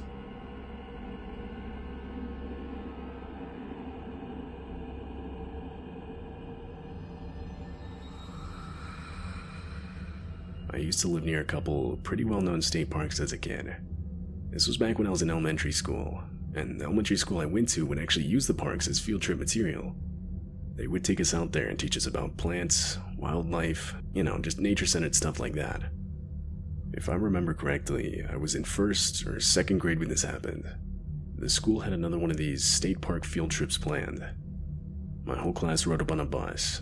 There were probably about 50 or 60 of us, so definitely not the easiest to keep track of. Regardless, however, the trip was going well. Eventually, it got to around lunchtime. Now, the state park had this playground, just like one you'd see at a regular elementary school. When we finished our lunch, we were allowed to go and play on it. Being a kid, I of course ate as fast as I could and went to go play. I remember I was by myself on a swing set that was sort of in a back corner of the playground. Really, I was waiting, because I guess I had finished so quick that there weren't really any other kids to play with yet. I was looking out at the trees, when I noticed an older guy, I would guess early 50s, partly hiding behind a tree looking at me. When he noticed I saw him, he stepped out from behind the tree completely, jokingly saying something about how I had caught him. He started walking closer towards me. and that's when I realized he had a camera in his hand. He started taking pictures of me, and when I asked what he was doing, he explained how he worked for a magazine company and needed new pictures for the front cover. 7 or 8-year-old me totally bought it. I mean, I genuinely remember thinking how cool it would be to see myself on the front cover of a magazine. The guy then began asking personal questions, like what my address was, what my parents did for work, what their phone numbers were, and what my social security number was. I couldn't really answer most of his questions because, again, I was just a kid. I didn't even know what a social security number was. But nonetheless, I answered his questions to the best of my ability. The guy then said he needed to go to his car because he forgot to grab something. He asked me if I could go with him. I trusted the guy, so I said yes. He grabbed my hand and began leading me in the opposite direction of where the other kids were still eating lunch. He was leading me directly into the forest. I looked behind me and could no longer see the playground, rather just trees all around. I asked him where his car was, and he replied saying it was just up ahead. After a couple more minutes, a parking lot came into view. He continued to lead me to a car in the very back. He opened up the back seat and told me to get in. I looked up at the guy, now confused. I told him that I thought we were just coming back to get something. The guy then sternly repeated himself, this time in a yell. I was completely caught off guard by his sudden change in demeanor. I was now scared, and so I listened to him and got in the back seat. He slammed the door in my face and began running around the car to the driver's side door. He got in and started driving. In a shaky voice, I asked him where we were going. We locked eyes for a second in the rearview mirror, but he didn't answer me. He just had this disturbing, extremely focused look on his face. I tried the car door handle, but the child safety lock was on. I noticed we were nearing the exit of the park, and I remember tears beginning to well up in my eyes. This was the most distraught I'd ever been in my life. But that's when I noticed one of those park ranger pickups pull up behind us. I began frantically flailing my arms through the back window. I really was just doing anything to get the park ranger's attention. The man driving me noticed what I was doing and began shouting at me to get down and lay on the floor. He pulled a gun out from under his seat and started pointing it back at me. Naturally, I did exactly what he said, but the damage had already been done. The park rangers behind us put on their lights and signaled us to pull over. The man did so, but told me to stay where I was and not say a word. Though this effort would be futile. The park rangers had noticed me. The man was handcuffed first and asked questions second. One of the officers then found me and comforted me. When I told him what happened, backup was immediately called to the scene. The man would of course be arrested. I didn't ride home on the bus that day. Instead, my mom would drive over and pick me up. She was as equally angry with me as she was thankful that I made it out okay. She both embraced me and scolded me. It's rare for a day to go by where I don't think about this experience. I was saved from a kidnapping simply because of a right place, right time scenario. Those park rangers don't show up when they did, and I'm as good as gone.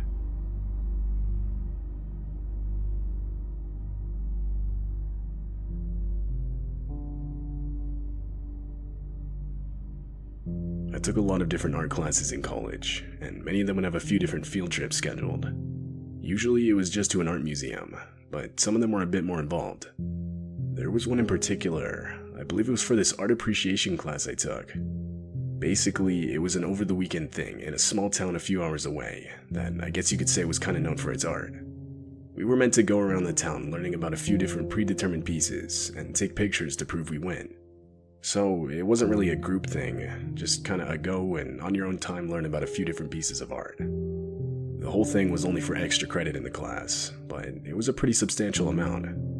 I asked one of my friends in the class, who I'll just call Alex, if she wanted to go with me. She agreed, so we reserved a room at some hotel, and that Friday night we started heading over there. The plan was to get there on Friday night, spend all Saturday looking at art, and leave on Sunday morning. When we arrived, we realized just how sketchy the area was. And I'll just be straight up, the motel looked terrible. It was clearly very old, but by that point, it was pretty much too late to look for someplace else to stay. We sucked it up and went to our room. The inside wasn't any better. I don't really know how to describe it. The whole place was just all around sketchy. But, it would only be 2 nights we'd have to deal with this. We figured we should probably get up early for tomorrow, so we decided to just go to bed. and that's exactly what we did. Fast forward, I honestly don't really know how long, and I woke up to the room phone ringing. I was confused. It was still dark outside. I picked up the phone and quietly said hello so as to not wake up Alex. There was no response, but oddly, there was slow breathing. Clearly, someone was on the other line. I said hello a few more times, this time a little louder. Though, still, no response, just breathing. Then, something I wasn't expecting. There was suddenly a knock coming from our room's door. But I could hear it through the phone as well. Whoever I was on the phone with was outside our room. That's when the line went dead, and I was once again in complete silence. I sat there in shock for a few seconds. I didn't know what to think of what had just happened. I decided to wake up Alex, who by this point was still asleep. I told her everything, and she confirmed it was definitely weird. We pulled back the blinds a bit, but there was no one out there.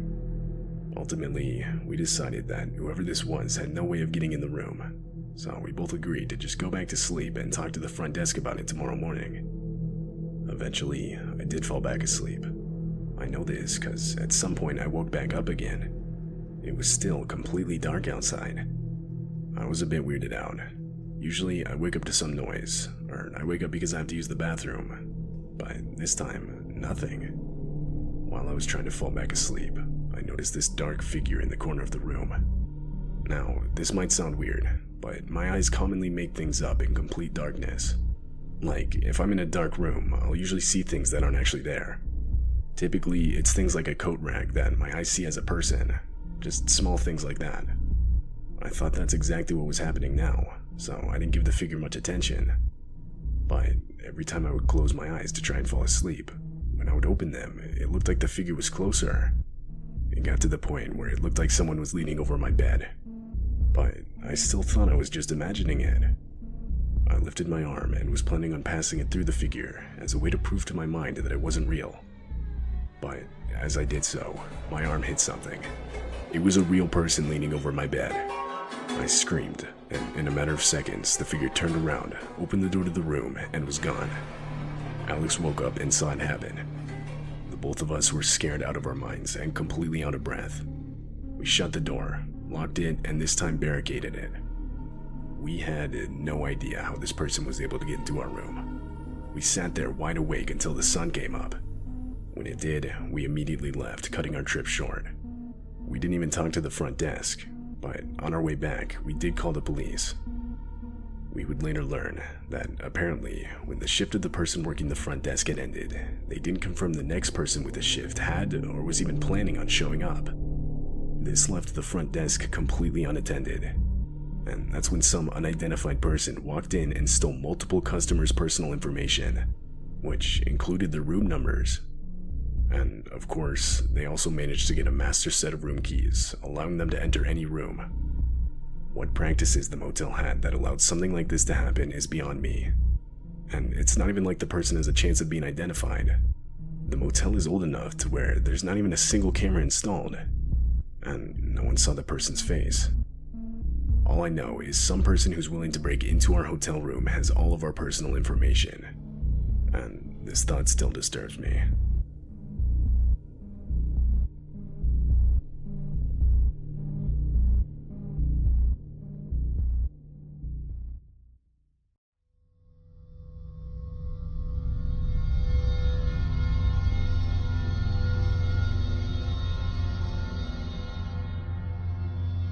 I was in my second year of high school.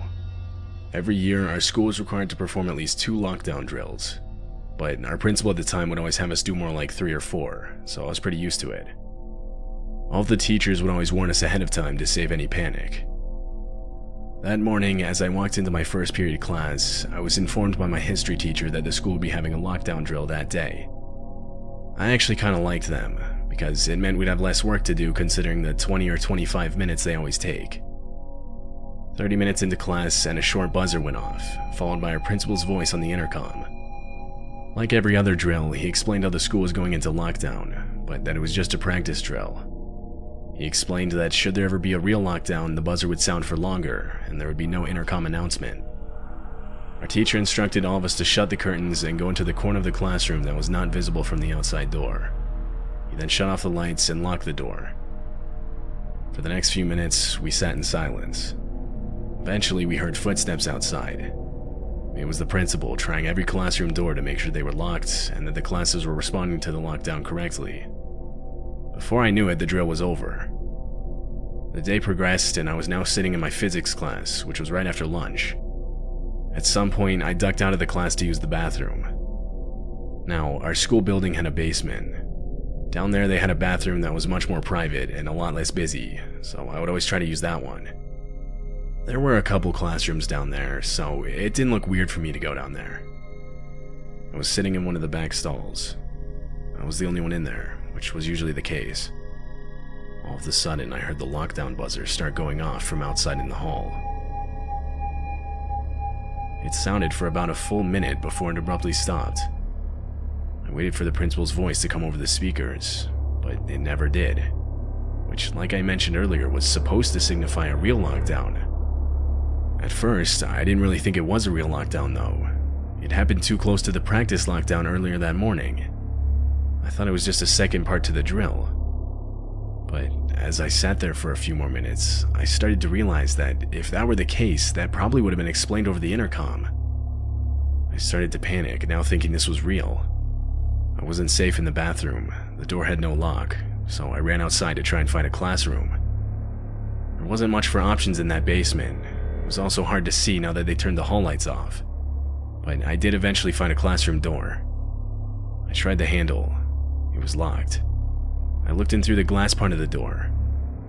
In one of the corners, I could barely make out a kid hiding. There was a class inside. I banged on the door, explaining that I was a student and trying to hide. I got no response. I was both terrified and frustrated at the same time. I realized protocol was to never let anyone inside no matter what. I was on my own. I thought about going back to the bathroom, but found an empty computer lab first and settled on that. I got under one of the back desks, and for the second time that day sat in silence, only this time for a real lockdown. 10 minutes went by. Nothing. Not even an update over the intercom. Then, the heart-dropping sound of running footsteps from outside coming down the basement stairs. I could hear the person's heavy breathing. It kept getting closer. It now sounded like it was just outside the room. I started adjusting my body position to try and duck down more to get further out of view, when a light turned on. It was the light to the computer on the desk above me waking up. I must have accidentally pulled the mouse cord. It wasn't that bright, but it was enough for me to make out a silhouette in the doorway to the room. I genuinely feared for my life in that moment. The person was just standing there. I prayed they wouldn't enter the room, and after what felt like an eternity, they turned and continued running down the hallway. A few minutes later, and the lockdown was over. The school tried to keep the incident silent, but it eventually got out. Apparently, a kid in my grade that I actually slightly knew stole his dad's gun and got in the school through a back door he left propped open earlier in the day. Police showed up to the school and detained him before any bullets were shot. They later searched his backpack and found a paper with a list of names on it, which they believe was who he meant to kill that day. Pictures of the list itself leaked. My name was number 4 on that list. I never heard if the kid just got scared and decided not to do anything, or if he just genuinely didn't find anybody after entering the building. Either way, I believe the person that I saw while hiding in the computer lab was him, and that I could have lost my life in that moment.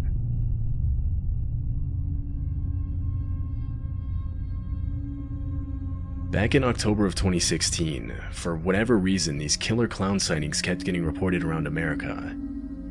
Real or fake, videos of them would almost always get posted somewhere online. For that whole month, it was all over the news. I remember in our town specifically, it kinda got out of hand. People in the area were committing real crimes wearing clown masks, or sometimes full-body clown outfits. It was honestly terrifying. Anyway, back when this was happening, I was in high school. Throughout that whole month, many of the staff and student school emails received threats. They were always from a different random email address, so there was no real way of blocking them. It was always something like killerclown@cvx.zy or something random. It usually had something to the effect of Killer Clown followed by some random characters. It got so bad that the school had to send out a mass email to all students and parents saying they were aware of the threats and were taking them seriously. I remember some days the teachers were instructed to teach with their classroom doors locked. We weren't even allowed to leave to go to the bathroom. Needless to say, a lot of us were on edge. I have no shame in saying it was really scary. I saw some of the things the emails were saying. A lot of it was really graphic and truly disturbing. Of course, at the time, none of us knew if anyone was really planning to act on these threats, or if it was just someone somewhere behind a computer screen playing a sick joke. But honestly, it felt like only a matter of time before something would go down. And finally, one day something would. I was in my trigonometry class when the school's lockdown alarm went off. Our principal's voice then came over the loudspeaker. His voice was shaky. Now, our principal was a pretty intimidating dude, so hearing fear in his voice only furthered my own fear. I knew this lockdown had to be related to the threats. In that classroom, there wasn't really a good corner for all of us to hide in. You could see a good portion of the room from outside the door. So our teacher ordered us to barricade the door with all the desks and chairs in the room. We then sat as far away from the door as we could, although even this provided a clear view of the glass window on the door. I watched as all the lights abruptly turned off in the hallway, shortly followed by the lights in the classroom. The familiar hum of the heating system faded. The school had cut the power. It was eerie. The whole building was quiet, and there wasn't the usual whispering or joking around from other students like there was during practice drills for this kind of thing. Even our teacher had a look of fear on his face, putting me more on edge. We sat there for multiple minutes. We then heard a metal banging sound, like someone was hitting the lockers down the hall. A voice started yelling. One of the girls sitting next to me quietly began crying. The noises continued off and on for the next few minutes. As time passed, the noises kept getting louder, as whoever was making them seemingly kept getting closer. At this point, my classmates and I were staring at each other, all of us gauging each other's reactions. Then, the sound of the classroom's door handle rattling.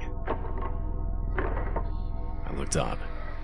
Through the glass on the door, I saw a clown mask looking in. The person stood there for a while, not doing anything. Then they abruptly ducked down out of view, and the sound of the door handle rattling continued. They were trying to pick the lock. We all sat there listening to this happen, when the lock disengaged. Immediately, the full body force of this person smashed into the door. The desks barricading the door slightly shifted back. This happened a few more times, but not much progress was made.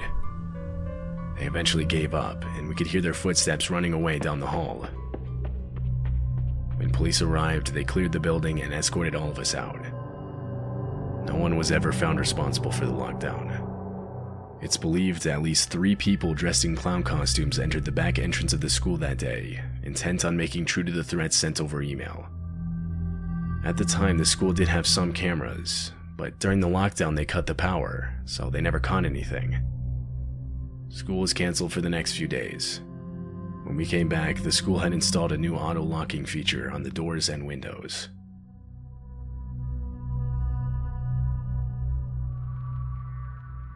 This happened in 2013. I graduated college the year prior with a degree in education. I wanted to be a teacher and was able to land a job at a nearby high school. The first few weeks, I was shadowing another teacher, as they called it. It was meant to help me prepare to teach my own class, but it really just felt like a glorified TA position. I would sit in the class with the other students and help the teacher when needed.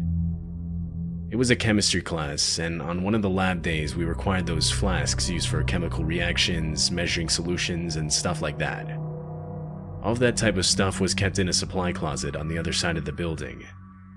I made my way out of the class and started heading over there. After 2 minutes, I was there and began looking for the flasks. All of a sudden, my phone went off. It was an automatic text message from the school. Being a part of the staff, we were required to sign up to receive these automated messages. The text explained how the school was going into lockdown and that it was not a drill.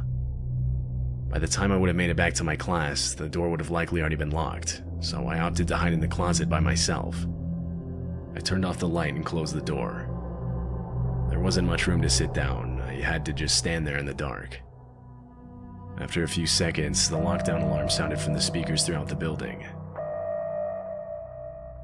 The usual ambience from inside nearby classrooms immediately died down. It was now completely quiet. Breaking the silence was the sound of my phone going off again. It was an update. It read, "Please remain in lockdown. A suspected armed intruder has entered the building. Police have been notified." I could feel my heart picking up speed. I didn't feel safe where I was. Suddenly, I heard running footsteps in the hall. They ran right up to the closet door and stopped. The doorknob turned and the door opened. It all happened before I even had time to react. Standing outside was an older man in maybe his 50s. He was wearing a regular t-shirt with jeans. I'd never seen the man before. He asked if he could hide in here with me, and feeling bad for the guy, I said yes. There wasn't much room at all, but we both still fit. The man explained how he had been teaching a class down the hall when he heard the lockdown alarm. In my mind, this raised a red flag. Why then was he here instead of with his class? I asked him this. He didn't immediately respond. Interrupting the silence was again the sound of my phone. It was another update from the school. The text said to not open our classroom doors for any reason, and that the suspect was believed to be an older man with a beard. I frantically reread the words on my screen. I didn't get the best look at this guy, but from what I did see, he fit that description. I could now distinctly hear my heart beating out of my chest. I made a split-second decision. I opened up the closet door and ran. I went straight to the nearest exit and out to my car in the parking lot. When I got there, I looked back behind me. I didn't see anything. I don't think the man followed me, or at least he didn't follow me outside. From there, I got in my car and left. I'd say around 25 minutes later, I received a final update text explaining that the police had cleared the building and the lockdown was over. I later learned the man had gotten inside by convincing the front desk that he was there to pick up his kid, but that a lockdown was called when they saw a gun holster around his waist as he was walking down the hall. Several teachers reported their classroom doors being forcefully struck during the lockdown from someone trying to open them. The man was gone when police arrived, and they were never able to identify him. He was caught on the school's security cameras, but they never showed a full view of his face. However, they did show that he was indeed armed. I saw the videos myself, and I'm almost sure it was the same man hiding with me, but it was also dark in that closet, so I can't be certain.